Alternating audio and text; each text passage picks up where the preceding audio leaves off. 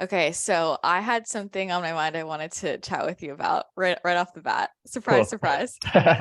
And when we had talked about recording this, I already knew immediately that I wanted to bring this up, and then you had actually written a post about this, I think last week. Mm, And I was like, oh, okay, great. It's in the field, which is wealth. mm, sick. I I talk about this like a lot on my show, but I haven't heard you chat about that a ton on your own platforms, and I am just really curious.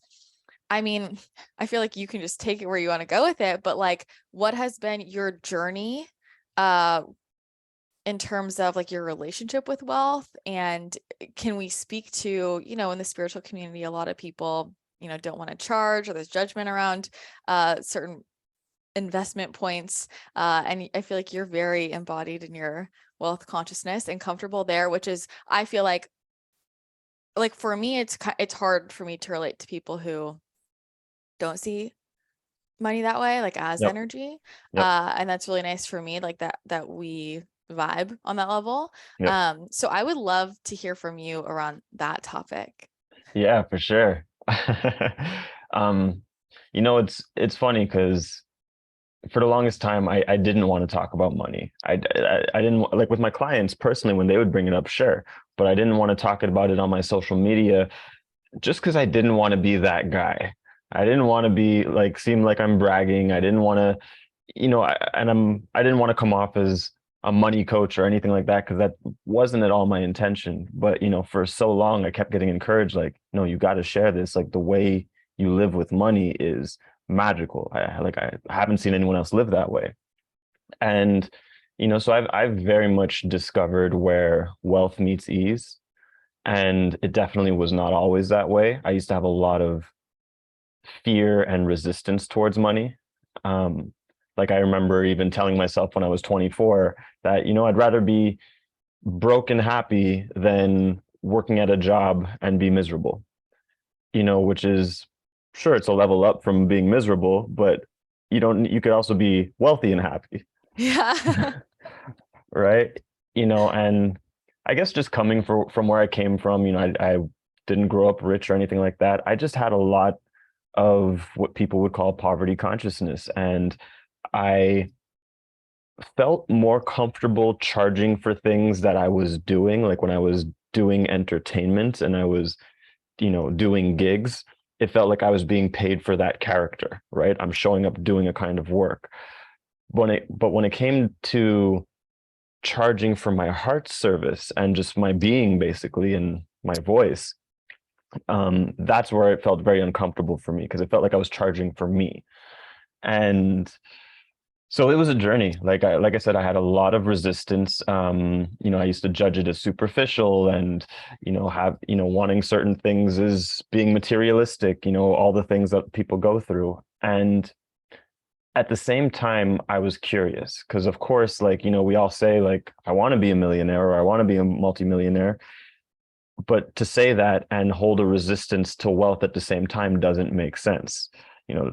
And one of my greatest shifts came from there was actually two things. So one, I got introduced to someone who was a coach who taught how to effortlessly enroll high-end clients. That was his pitch, and it was all about selling a 10K package.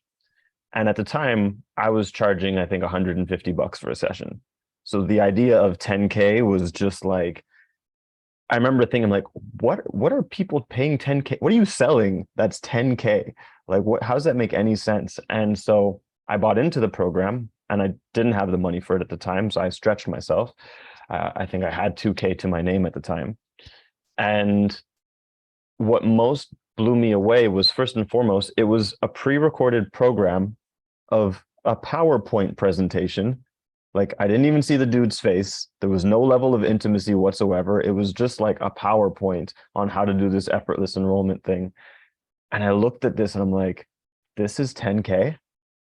And it was great. It was great information. But my first instinct was, oh, I could do better than this. If people are paying 10K for this. So it's kind of like there's that saying, become the client you want to attract.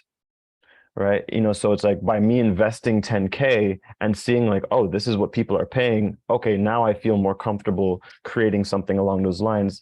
That was my first step up. But I would say my biggest shift came when I was at an event by the same coach. And it was like one of those events in San Diego with six-figure light leaders and coaches and healers and stuff. And I was definitely the odd one out who wasn't making that kind of money.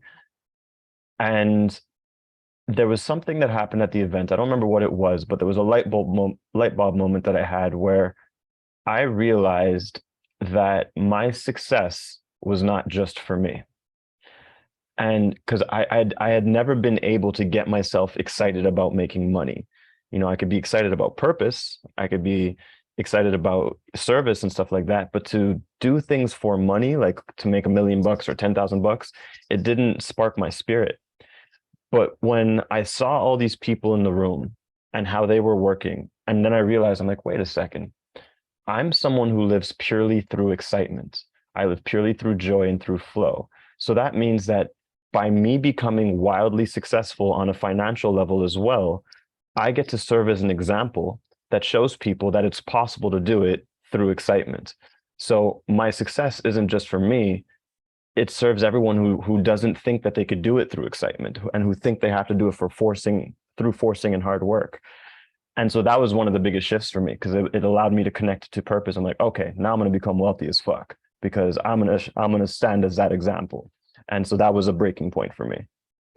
Well, like that makes so much sense, and I think just for the listeners as well, like I feel like healing our relationship with money is so important because it mirrors so many other relationships in our lives, and just to understand how we're feeling. Like I think a lot of us feel from a young age like let down by money in some way. Like it's hard to get, it's hard to make, it's the reason why I can't do XYZ. It's if you made money a person, with a face, whoever it Yep. is, it would feel like a very difficult relationship. And Yes. now as an adult, it's like now I'm dedicating my whole life to try and like work with you, and you've just been a pain in my ass. So I think it makes total sense to me when you look at it from that perspective, like why we have some ish with money and why we wouldn't be super excited, to actually make a lot of money. Like the idea, yes, but in action it can feel like energetically like, oh, I'm gonna do this whatever, like for you, when you have let me down my whole life, you Yes. know like that makes total sense. And I think just like realizing that, at least for me, was really helpful in shifting that relationship, um big time. But what I want to ask you is like, from what you just shared, what I think is really interesting is like, what is something worth? Mm. When you're talking about, this was 10K and it's slides and it's just the PowerPoint. And I think it's interesting how we all have these different judgments about what's worth more. And I know I'm sure you experience this too with different offerings. You have like different offerings I lay out differently. Sometimes I have slides, sometimes I'm just chatting, sometimes I have PDFs, sometimes I don't, sometimes it's just audio, sometimes it's just video. And we'll have people, send in emails like, well, why isn't there video here, or why isn't there a worksheet or whatever? And I always think it's just so interesting how we all have our own ideas around like what makes something worth it. And for me, whenever I'm creating something, it's just like however I'm guided to create it. Sometimes the guidance is just audio because Yep. the video is going to get in the way. They just receive the audio. Sometimes it is video, sometimes it's no worksheets because we're not, you know left braining this. We're receiving it. So I'm curious for you, like how your perception of like what makes something valuable has evolved over time, and how you go about like even pricing things now. What's your mindset there? Yeah, I think it depends who you're offering things to. Mm-hmm. It's almost like saying that worth is in the eye of the beholder. Because there's that old parable. I'm paraphrasing, but it's like there's a kid who asks his father, "Daddy, how much am I worth?" And the father looks at the son and is like, and gives him a gemstone, and he's like, "You know what? I want you to take this gemstone and go find out its worth at the pawn shop." And so he goes to the pawn shop, and the kid asks the guy, he's like, "How much would you give me for this? How much is it worth?" And the guy's like, "I'll give you $2." He says, okay. And then he takes the gemstone back home to the dad and he's like, he said $2. He's like, okay, now perfect. Now take that same gemstone and go to the bazaar, and goes to the bazaar. And then the same question, he's like, oh, I'll give you $20, and then comes back home. And then finally the dad's like, okay, now go to this crystal shop, where they understand the value of these things. And he goes to the crystal shop and the guy's like, whoa, that's a super rare crystal. I'll give you $2,000 for it. So I just think it's such a great parable that depicts that worth is in the eye of the beholder and who you're speaking to. Mm-hmm. And that's very much how I approach pricing things as well, because I make it up. There's no thought process. It's very intuitive. It's like I just make up what's my highest excitement. When I'm in the feeling of the wealth and the inspiration and the clarity. So basically the opposite of being in a lax state of like, man, how much am I going to charge for it? I don't know if people will pay. It's when I'm in the state of wealth and I'm feeling abundant, then I'll very clearly have the inspiration of how much I want to charge and who I want to offer it to, like who this is for. And so, something that I'm offering to people who already have a platform and who are, who've been doing the work for 10 plus years is going to be at a different price point than I'm offering someone who's just starting on their spiritual path or even personal growth path, abundance path, whatnot. It's like I'm aware of whether I'm going to a pawn shop or the crystal shop. Yeah. No, I love that so much. And that's the thing. It's like, it is just like, we do make it up, that's like not a bad thing, but it's like, for me, it's just like, I just know the number. Yeah. I just know it just comes through. Right. When you talk about wealth meets ease, like, what does that mean? So since I was young, and I think I may have talked about this on the last time I was on your podcast, I've never believed in hard work. And the reason is, my mom's always raised me to do whatever makes me happy. And she's really encouraged happiness.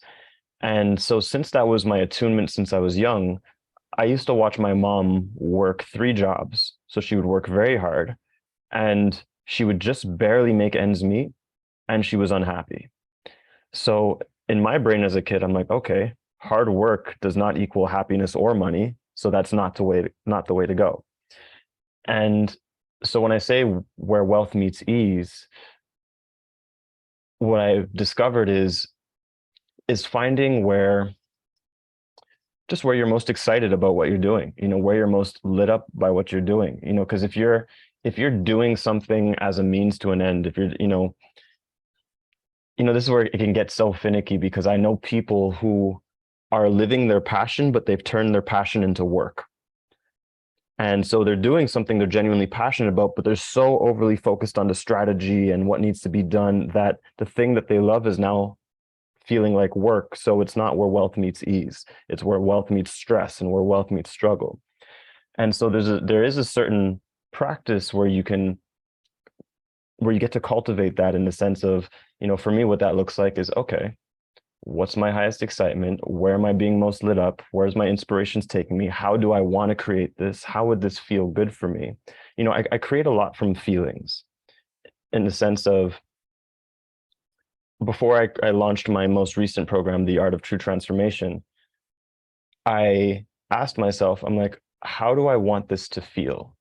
Because I didn't want to feel like I was tied into now another nine-month engagement where I'm like, okay, now 9 months of my life, I'm doing this thing. I'm feeling committed to something. I didn't like that feeling.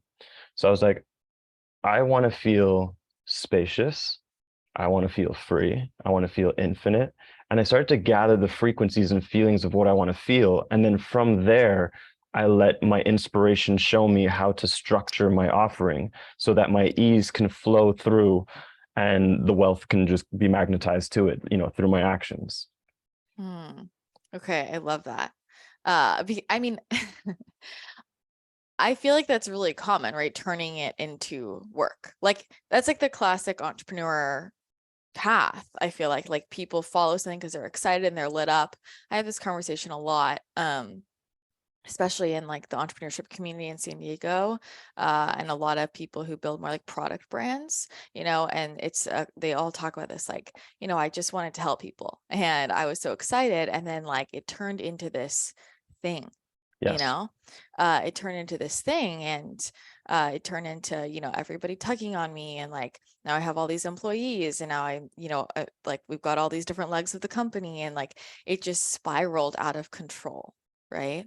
Do you have any insight for that person? Like if somebody's in the middle of that, Yeah. right? Like what can they start to just shift? What could be like one thing they could do right in the middle of it to start to like shift out of it and recreate, what they do want? To remember why you're doing it to begin with, because, and this is something I just spoke about the other day, is to reflect on when was that moment where your passion became work, because it happens very innocently. We love something, there's something that lights us up, and next thing we know, other people love it, and we're like, oh, you love it too? And then you innocently start to slip into turning it into work, and like, oh, well, then maybe I should do this thing, and then money, and then get lost in the sauce and lose track of the original inspiration that started it all. When that literally is the roots of your business and where all the spiritual flow, the inspiration is. And so, a great and practical thing to do is, if you're lost in that sauce, one is just acknowledging that it's okay. Like there's no shame in that. It's like, okay, yeah, I got lost in the sauce. But yeah, hold on. Why did I start this? I just wanted to make people feel good. I just wanted to light people up. And the more you remind yourself of that, the more you're just going to get reinvigorated with your own spirit, of what I call the divine child. I like to say the divine child is the God within, but it's that you that came up with it to begin with. And you're like, yeah, I like to make people feel good, and I just want to do this. And you're like, you know what?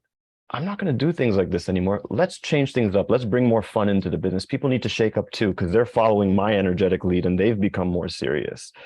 So let's throw a dance party at the company. Let's do something, but you just start to calibrate it to the true vibration it was always meant to be, which naturally brings more ease and flow, and then as a side effect makes it much more productive and efficient and so on.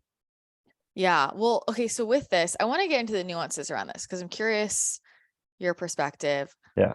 When we talk about like ease and flow and following alignment, what's the line between like, let's say somebody's following a path and they hit like a bump. Okay, they hit a bump. Does that immediately mean because it's not easy here, like I pivot, or is, how do I know when it's a bump that would be good for me to, maybe move through and work with, and there's some wisdom or there's some good experience in there for me? That's such a good question. I make a distinction between ease and easy. Yeah. Right? Ease for me is the flow. Like you're being called in a particular direction. There's a sense of ease there because there's flow.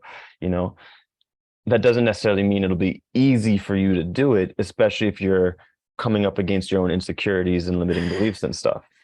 Yeah. And so the way that I reflect on a situation like that, where I know I was called into this thing and now my shit's coming up and it's not feeling easy. Well, what I pay attention to is, okay, one, do I still genuinely feel called in this direction? Genuinely, like being really honest with myself, not like, well, I need the money. It's, do I still genuinely feel called in this direction? Yes. Okay. So that means that there is ease there. That's my first marker point. I'm like, okay, so that means that there is ease there. Where or how can I show up differently so that I can attune to the ease that's already there? Where can I be more joyful? Where can I let myself have more fun? What's the most exciting way I can imagine doing this? Or perhaps I've been over focusing on the work and trying to get it done. And actually what needs to happen is I need to step back for a second and go dance in my living room, go kick it with the homies and remember me a little bit so that I can feel more of the joy that I already am, and then click into those inspirations that's going to help me see the ease that's already there. So that's kind of how I would dance with it. Yeah. For someone who is like in a 9 to 5, or they're in a career where, they have a boss, they got to go in to work. Like, I think a lot of this, people will say, well, that's easy when you work for yourself and you can go just like Yep. kick it with your friends. What about for that person? Yeah, for that person as well. I think for someone who's in the 9 to 5, of course, it could be more challenging to find that path if you're not doing your own thing. And where the possibility is first just becoming clear on what is it that you would really want to do. Mhm. So, and I think Gary Vee talks a lot about this, where let's say you're in a 9 to 5, but that, I don't know, you want to be making music, you want to be a music artist. Well, if you could take the time to actually choose that for yourself and actually be like, you know what, yeah, I do want to make music. I do need to pay the bills at the moment, but I'm going to align with music. So I'm still going to prioritize music and do it on the weekends or whatever it is.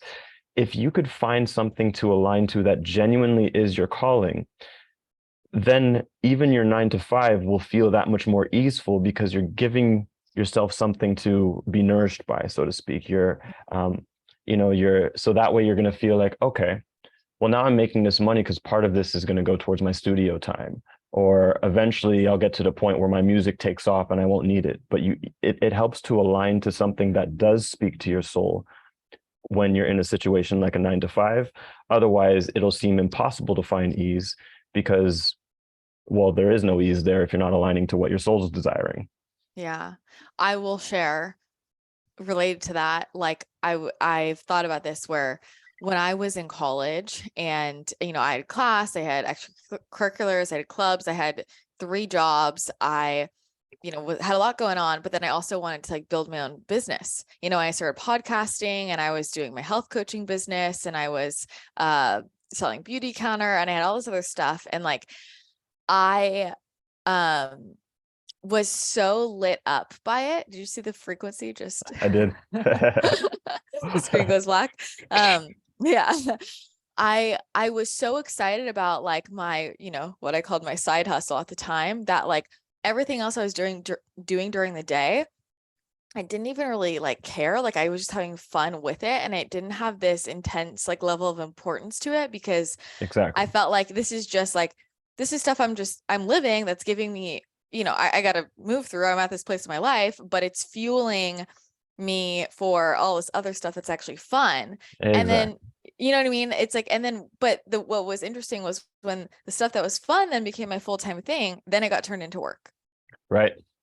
Right. And that's where that innocent slip can happen Mm-hmm. sometimes too. But Mm-hmm. exactly like you said, is like once you found something to align to that really did light you up, the other stuff became inconsequential. It was just it was whatever to you because you, Mm-hmm. you actually had a strong enough why. You had a purpose Mm-hmm. now. Yeah. And sure, wherever you slipped into your passion becoming to work, that happens, but you can always just be like, well, why did I get into this? And you'll start to remember. Yeah. What messages has, if any, Mm. has Thoth shared around like wealth? I'm curious if you brought this to him Yeah, actually, that's a great question. No one's or ever to asked me that. yourself rather. Yeah, yeah, no one's ever asked me this, so it's cool that you're asking. What did he call this? So there was a time where when I was channeling Thoth, a friend of mine asked Thoth specifically about making money. And I'm trying to remember here, but it was something, the gold stream. That's what it was. He was talk Mm, he would talk about the gold stream and how the he's like, if you want to manifest financial synchronicity, that's how he labeled it. Um, he's like, one helpful method is the gold stream, where he was saying something along the lines of how the energy of gold is what manifests as money in our physical reality. And so when we work with the gold energy, which I'll ground in a second, but when we work with the gold energy, that's what allows us to attract financial synchronicities. And the gold energy is what lights you up, Mhm. right? It's, for me back in the day, and because I've also been shown a white energy, which is there's different energy. If you're operating from a red energy, you're operating out of survival. Mhm. So you're doing what you think needs to be done to make money, even if you hate your job. So you're attracting that kind of vibrational money. Gold is, for me at the time, the example was when I was being a magician. I was going out there and blowing people's mind and entertaining and just being my shine, essentially, the gold. And so that attracted the gold to me. And then as I evolved, it became more of a white stream, so to speak, the source stream, because it became more service based, where it wasn't so much just about financial synchronicity. It was just, I'm just here to serve. I was prioritizing service above money, so that changed the color of the stream.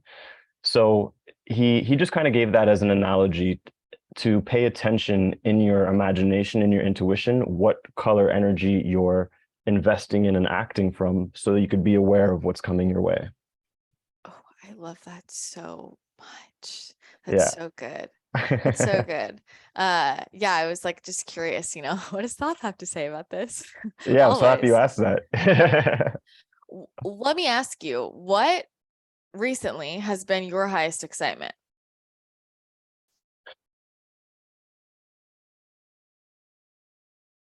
Love, Hmm. love in a very unique way than I've ever meant it. Because I don't necessarily mean romance, even though that's definitely included in the possibilities. But, it's kind of like I was sharing with you before we hit record. I've been learning about this distinction between following your heart and opening your heart. And this was reflected to me by a student of mine named Kate. Shout outs to Kate. And she reflected that to me. And she's like, yeah, you're very, very good at following your heart. And now you're at a juncture where you're going to be learning to open your heart even more. And I sat with that because I'm like, that's interesting. Because I consider myself to be a very open-hearted person. And I could see how, in comparison to my strength in following my heart, my following is way stronger. And so when I say love, I mean the experience that I'm having and starting to have more of through devoting to the opening even more so, because I'm feeling a lot more connected to God than I ever have. And it just keeps amplifying and enriching. And, God, source, whatever we want to use there. Um, but it's like what people refer to as divine union is what I feel like I've been experiencing pretty much since I got to Austin over here, in the sense of union with the divine. I feel so deeply in love with that connection, and it's teaching me so much about how I really, I want to say, like, the things I thought I knew, I didn't know. I'm just seeing the light, so to speak. I'm like, okay, this gets to be more easy. This gets to be like that. I'm learning to feel way more fulfilled as a being without a romantic partner. And if anything, I'm starting to feel better than I can imagine feeling even with somebody. And so I could only imagine once that reflection comes in through a partner. But now the experience is like, I don't feel like I need it, but I'm curious and I'm excited for when that arrives, which has allowed me to stay much more in my center and not get pulled by just any attraction that comes my way. Oh, I love that. And it reminds me of, we had a conversation like a long time ago, and it was after I had just finished channeling the next book I have coming out, which, I mean, this was like, I don't know, May or something. Like, it was a Mm-hmm. while ago. I don't know if you remember this. We went to Trilogy, and I was telling you, I was like, this just like really blew my mind open. Like, it was a lot for me to process. I still haven't gone back and reread it, so I haven't like fully integrated it. I need to soon. But you're like, what? Like, tell me the things, like, tell me what was interesting for you. And I was like, I think one of the pieces was just realizing realizing how energetically like codependent Mm, most people are, you know, and where we're always looking for everything from other people, even when we hmm. don't think we are, we often are. And that was really like the whole point of the whole book is about, you know, what is divine love? And it's like Mm, you are looking for your partner, your person, your friend, and it's not about any of that. It's about you. yes. Everybody else is just a tool for you to get to know Yep. yourself as the divine, to connect with the divine. And if this relationship isn't bringing you closer to the divine through what it's mirroring for you, then there's really no point. And you know what I mean? And I Yep. think for me, just seeing like, whoa, everybody's just a tool and it really is kind of just all about me, was actually super liberating and like a game changer for me personally.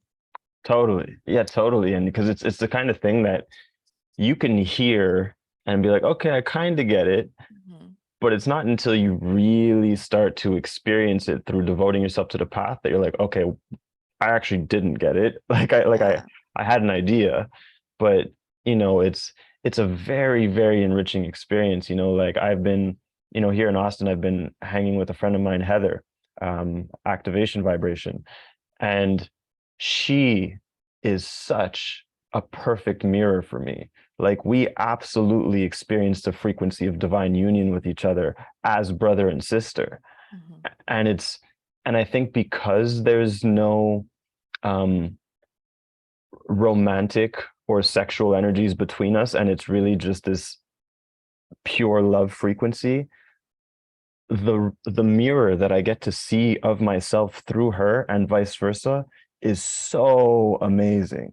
I've never experienced anything like it. Like every time we're together, I'm literally there just mind blown at how not only how amazing she is, but just how amazing this is. Like our connection, I last time I was with her, I was just at one point I took this deep exhale and I was like, I'm like, I don't think I've ever been able to exhale like that ever with a woman where she just gets me in all the ways, like where I speak from before I even speak from it. And if I share something, like it's so clearly and undistortedly understood between us that it's truly set a new standard for me of like, okay, yeah, this or greater.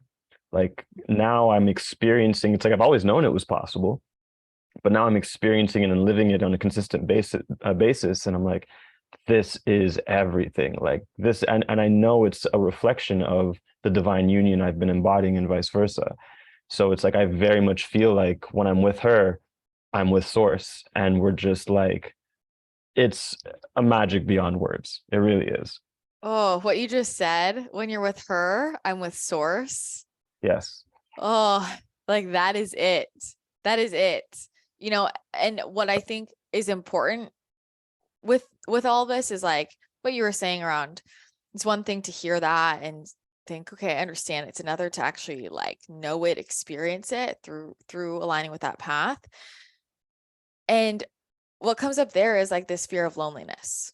I feel Mhm. like because you have to like, I don't even want to use the word like alone Mhm. or lonely because of connotations, but for the purposes of what I'm getting at, like you have to let yourself be alone for a second, you know, Yep. to actually give yourself a chance to like experience it. And so I would love for you to speak on that a little bit, like because I think a lot of people like that's a trigger point. And I see it coming up with clients all the time. Like what's underneath a lot of this, I don't want to shift, I don't want to move, I don't want to leave the situation that I know isn't serving me, is like I'm afraid to be alone. And we let that fear drive us, you know, in Yep. so many ways. So how can someone start to recognize where that's showing up and like actually start to shift out of that? The loneliness, Yeah. that was the hard part for me.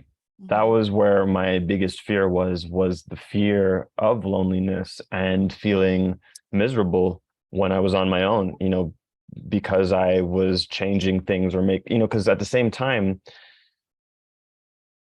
there was both the misery aspect of just really not feeling good being with myself because I was so used to um, having someone else with me that now in hindsight I could see like in some ways innocently was using as a lifeline. It's like be with me so I don't have to feel a certain way, which is codependence, right? And and I point to the innocence in it because it's scary. It could feel like a lot, especially in the way we're grown in society and stuff like that, the way we're raised and stuff. And so the loneliness was a real hard part because it also came coupled with the challenge of really learning to deeply trust myself on a new level, to trust that these intuitions that I've been getting to move forward, that to trust that these callings that I can't explain logically were actually real. And that was, for example, that was me, being called to break up from my previous relationship and to trust that this was the calling, even though things seemed so perfect and my mind was going like, yeah, but, it was, I can now see looking back that those moments were deepening my relationship with my experience of God, because that's what the trust was. It was like I had to trust in that unfolding, that I'm being held in some way, shape, or form, and that I'm not messing up my whole life, that I'm not making the biggest mistake of my whole life. That was the fear that, like, what if I'm wrong? And then I look back and she's moved on, and or whatever the case is. And so that was extremely scary and challenging. And the thing that most supported me with that was hands down community. So in a sense, it wasn't about being alone per se. For me, it was about surrounding myself with the right people and placing myself in the right environments.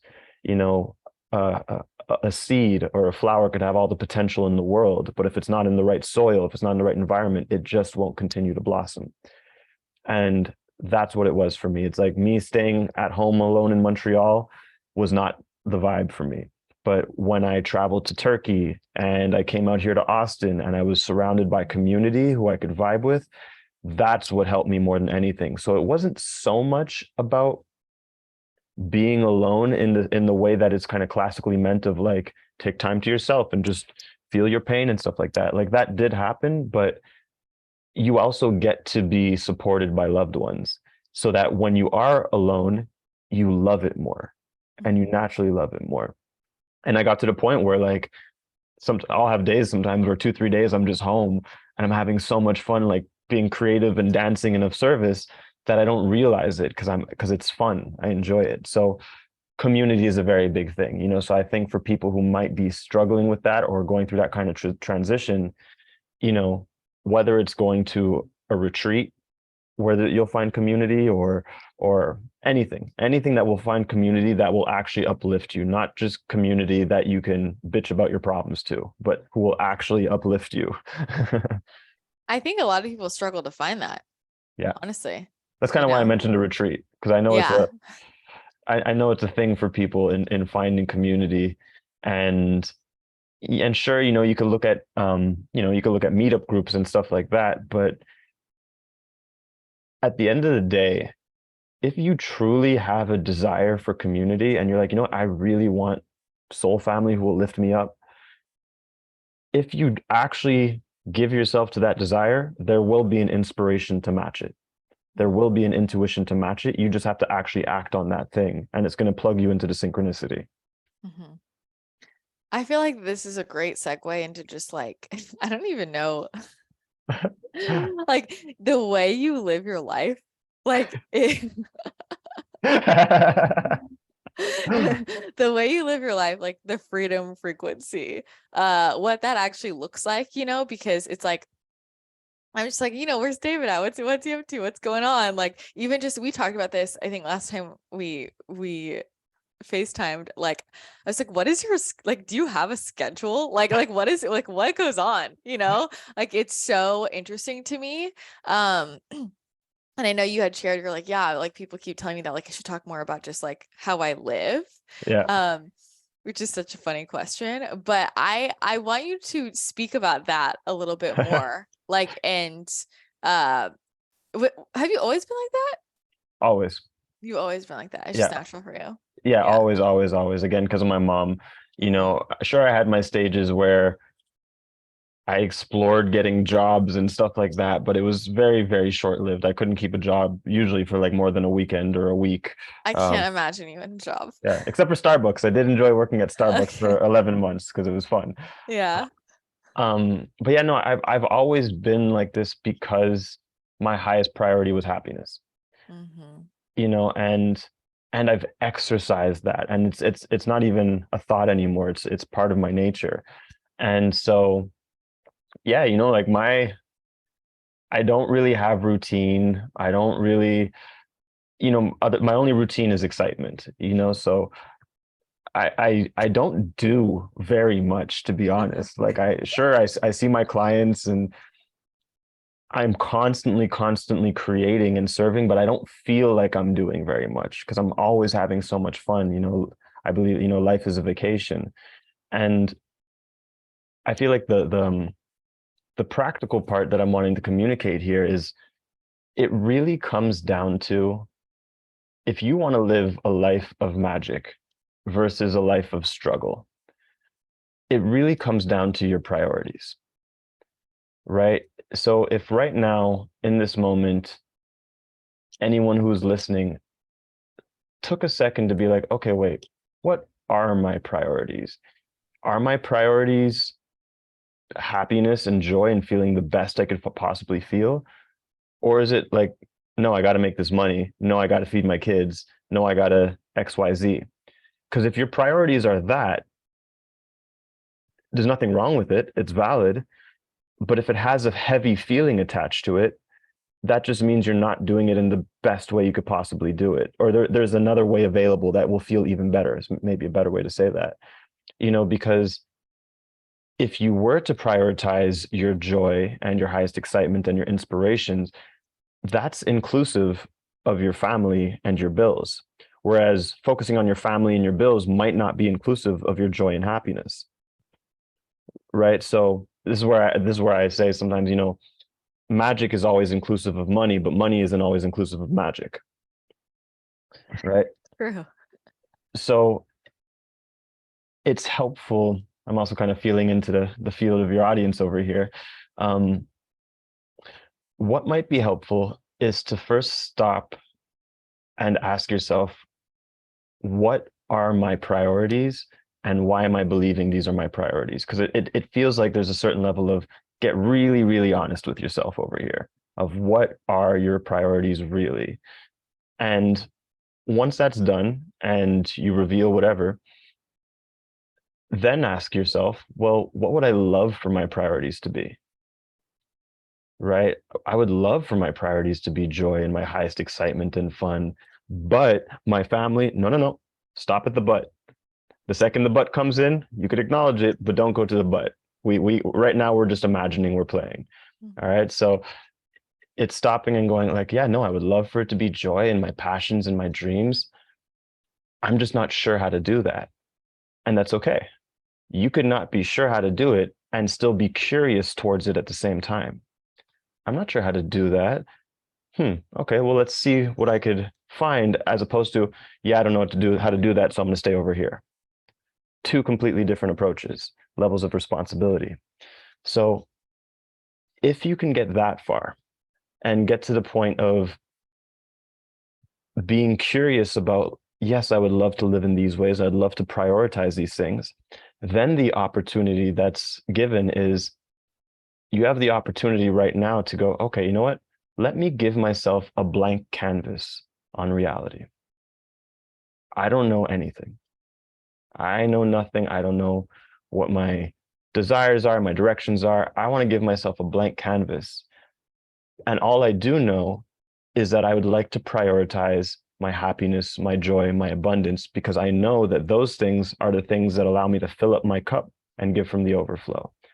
Those are the things that actually amplify my ability to be loving and caring and compassionate, which my husband will love, my wife will love, my kids will love. These are the things that allow me to be more inspired. So therefore I'll be more productive, right? It's helpful to show ourselves that these are actually the most optimal states that we can be in. You're more optimal when you're joyful than when you're miserable. And so when you give yourself that blank canvas moment and you genuinely and wholeheartedly choose, like, no, this is what I'm choosing. It has to be 100% choice. 99% is not 100%. It has to be an 100% choice.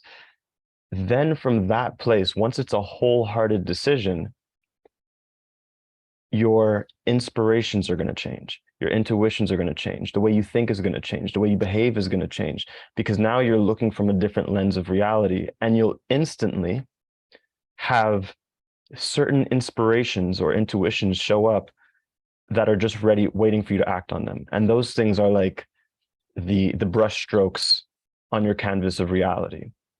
So you're allowing the colors to flow through you based on your priorities, and through your actions, you're brushing inspiration, you're brushing intuition and joy. Simply doing that, this is where I go back to, the formula or the framework of, in every moment, there's a number of things you could choose to focus on.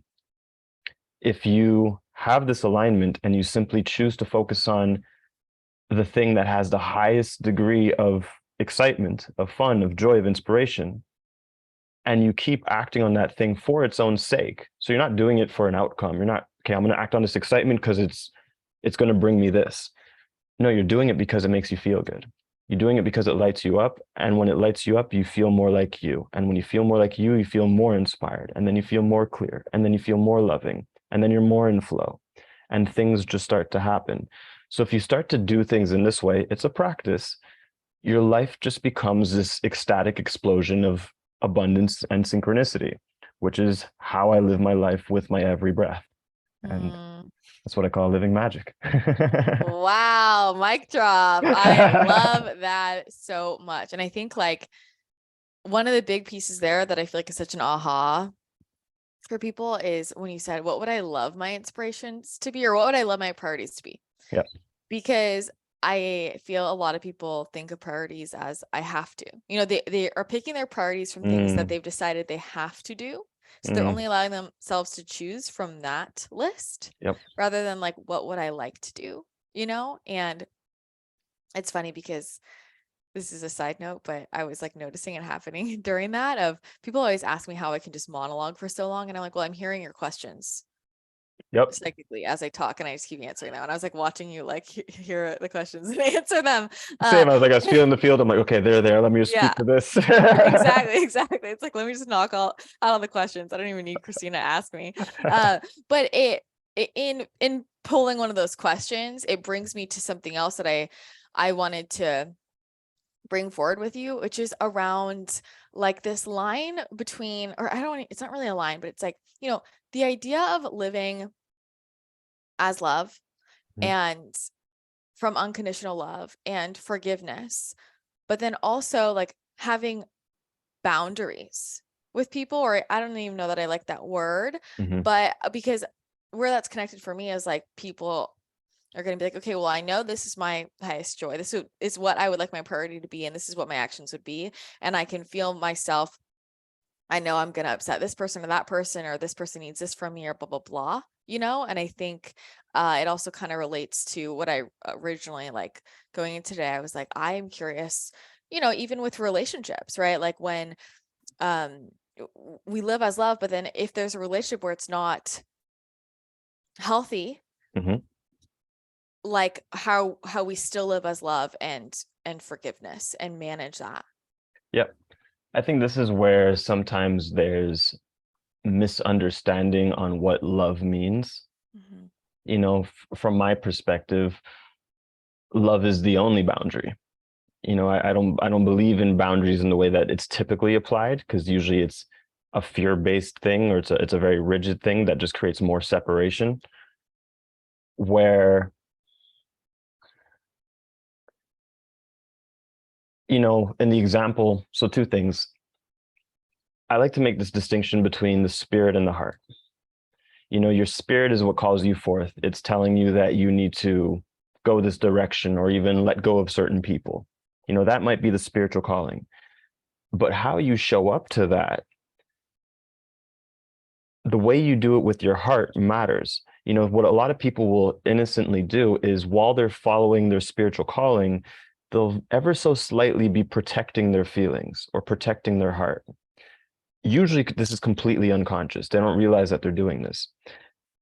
And this is why they'll have experiences like, man, I know my intention was good and I just spoke my truth as nicely as possible, but to them, they took it as harsh and insensitive and cold.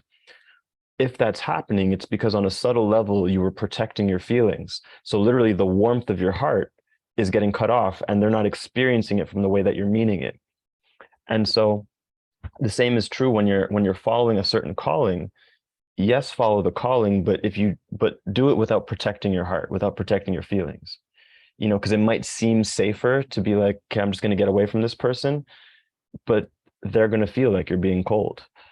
So it's helpful to be like, well, it's open-hearted. It's like, hey, I'm feeling called to go in this direction and I'm scared, and I just want to let you know that I'm going in this direction, even though it's challenging for me. And just there's a certain warmth to that communication versus, yeah, this is just what I have to do. It's my mission. Like I just have to go this way. This is just what it is, right? There's a truth to that, but there's more. And that's why I said love is often misunderstood, because love doesn't protect itself. Love is the most liberating thing. And if it's not liberating, it's not full love. So yeah. Ooh, ooh. I feel like that conversation is so important. Like, I mean, it plays out in so many different ways, but I just like, that's the piece that I think we need more practice around, right? Like how do I like speak my truth or say, like, if it's not resonant for me. And that's where a lot of people get stuck, which is why a lot of people will stay in situations they don't want to be in, or say yes to things they want to say no to, because they feel like they don't know how to communicate it in that way. I talk to people about this all the time. I was just chatting with a girlfriend this morning about it, like I was like, you don't want to be there and you keep saying it. She's like, well, I don't want to be mean. And I'm like, Right. It's like you don't want to be mean, but you get to be honest. mm-hmm. Right. And that's usually where the evolution takes place. It's like, yeah, no, I don't want you to be mean either.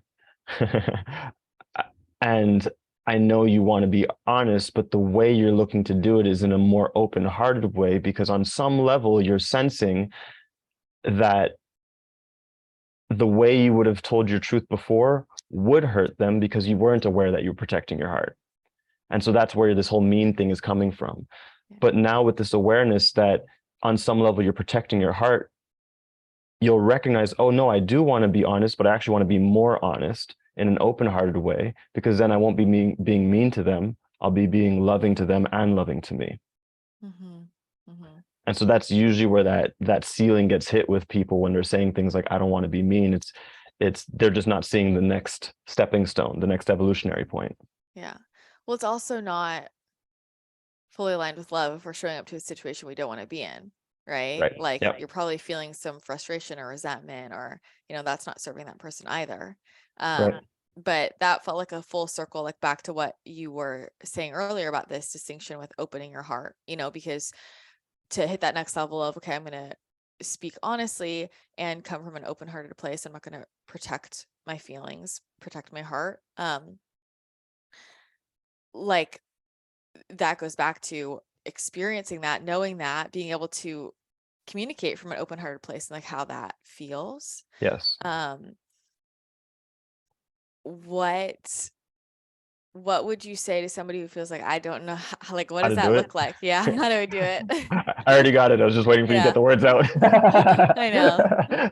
It's slow down here in the 3D. I'll just send it Telepathic to you. podcast and just Yeah. Well, can you imagine if you do a telepathic podcast? It's silent the whole time. that'd be so funny. That'd be so funny. It'd be a Instead good of closed experiment. captions, That would be you have words. wait, that would be such a fun experiment. Like to do a podcast where it's like, I'm not even saying anything like verbally and you just answer. Yeah. 2, to do an entire telepathic one where no one's saying anything, and then publish it and see how much people pick up. And see what kind of breakthroughs people get. I Yeah. think people would actually have some profound aha moments when it's done genuinely. We should totally do that. Yeah. That'd be so fun. Little segue. Yeah. So in terms of how to put into practice being more open-hearted, it's very, very simple. Speak the way the kid in you wants to speak.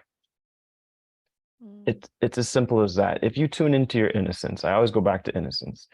If you turn into your inner child, it has a much more simple language and way of communicating that when you speak from that place, for the most part, it can't be attacked or defended against.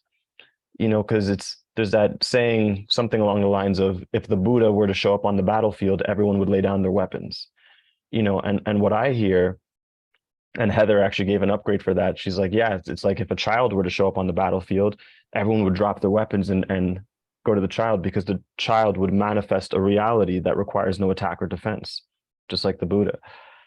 And so oftentimes we find ourselves trying to find the perfect words or preempt what the person's going to say and how they're going to respond. And that's all coming from carefulness, which is coming from fear, which causes distortion. And so on some level, there's going to be a little bit of defense or a little bit of attack, a little bit of blame, a little bit of protection. But if you tune into what does your child want to express over here, you'll see how simple it is. It might just be like, this just doesn't feel good to me. I don't like this. I want to go in this direction. I'm sorry.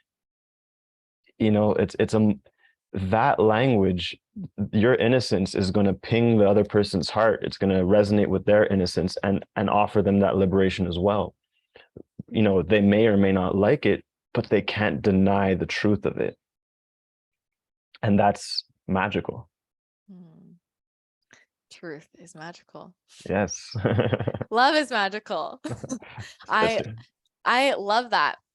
Wow. Well, this has been filled with so many amazing insights. Is there any final things that you feel called to bring forward? I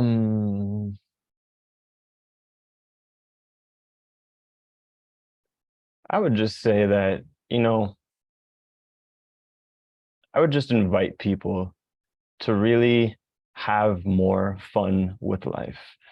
And I say that because that's where you realize all these things from on your own.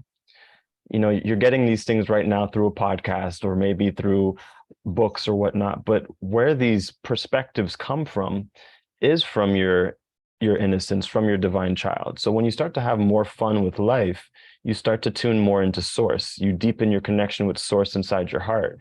So the wisdom is already there. We're just reflecting to you what your higher self already knows in a way that you can receive it. But if you want to tune into this stuff for yourself without needing a million podcasts or book or whatnot, it's give yourself permission to have a little bit more fun with life. Let it lighten up. They say the quickest path to enlightenment is simply to lighten up. So anywhere where you might be being overly serious with good reason, it's okay. Don't judge it, acknowledge it. Be like, okay, I've been being a little bit of a hard ass here, or overly focused over here. What would I really love though? I love a bubble bath. I'd love a walk. Whatever that is, it's going to lighten you up and it's going to enlighten you. And the more you enlighten, you're going to tune into that wisdom for yourself, those intuitions, those inspirations. And you'll see for yourself very clearly the rest of the richness that we couldn't have even possibly communicated through words alone. It's right there for you. So that would be my message. 100%. I love that so much. Have more fun. Yes, have more fun. You can't go wrong with having more fun. Yeah. Oh my gosh. Well, this has been amazing. Thank you so much for coming back on the show. You're welcome anytime. I love it always. And can you just remind everybody where they can connect further with you? Sure. Yeah, you could connect with me on Instagram at davidlyon.love. You could connect with me through my website, livingmagic.life. I have a really cool membership platform on there now called Guided Growth. If I could talk, can I share about that? Please do. Cool. Yeah. I have a new membership platform that was built off of the question, what if you never had to feel stuck again? What if you actually had the support you needed? And so it's called Guided Growth. It's there. It's practically free. You get 1 month free just so you could see for yourself that it actually helps you and that it's amazing. And then afterwards, it's 33 bucks a month. And I'll let you guys explore it from there. But I just wanted to share that with you guys because it's my heart's gift to you. So that's my share. What kind of stuff is in there? Tell people. Yeah, so there's lots of stuff on how to develop your spiritual gifts. If you're wanting to develop your intuition, your communication with spirit guides, and have actual like practical methods, there's lots and lots in there. There's stuff to help you master your unique flow. If you, what I call more essence, less effort. So if you've been stressing, this will show you how to create and design your life from a place of ease, flow, and excitement. There's stuff on wealth and creativity. There's stuff on relationships. There's stuff on psychic ability. There's literally over 350 channeled videos. And plus, I go live in there and do live streams and bring on other, what I call ascending masters. We're definitely going to have Christina on there so that they could support you as well. So it's like a farmer's market for your soul. Love that. Love that. That's great. You should put that on the website. Farmer's market for your soul. Yeah. Oh my gosh. Amazing. Amazing. Okay. Well, everything you create is epic. So thank you for that gift. We'll put all of the links in the show notes so everybody can learn more and connect further with you if they haven't already, but you're a fan fave. So thank you. Yeah, thanks for having me on. And thank you for everyone who tuned in and who's listening. Thank you.